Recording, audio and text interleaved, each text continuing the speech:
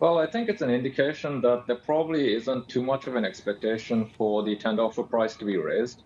As you mentioned, there was discussion about the WDC Kioxia potential merger.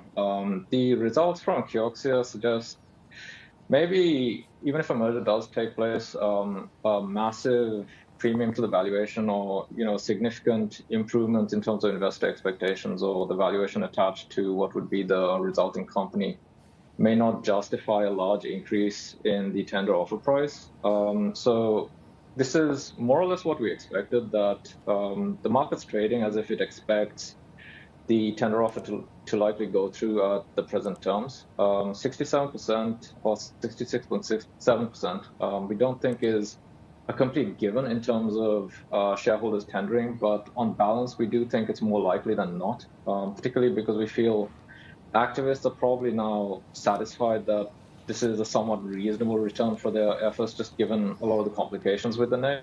And then there's a large retail investor base. So we think the fact that Toshiba changed their mind and actually went forward with actually recommending that shareholders tender will probably swing a large number of those retail investors to actually tender. All right. So, in other words, they're going to be able to get that 2/3, and it's largely going to hinge on the foreign activist shareholders who do own a significant number of Toshiba shares. They're on board. They're okay with this $14 billion valuation.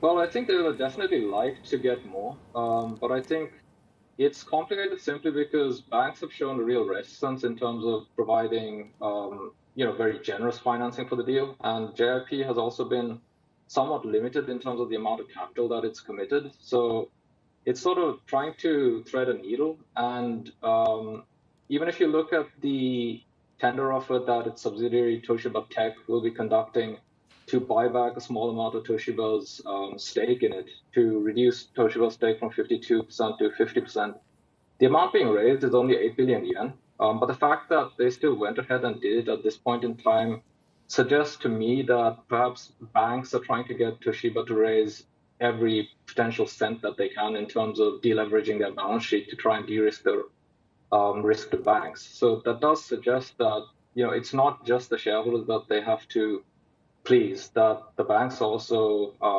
maybe not entirely happy with conditions, so that there's numerous stakeholders they have to please. So this is about what they can actually manage to get through.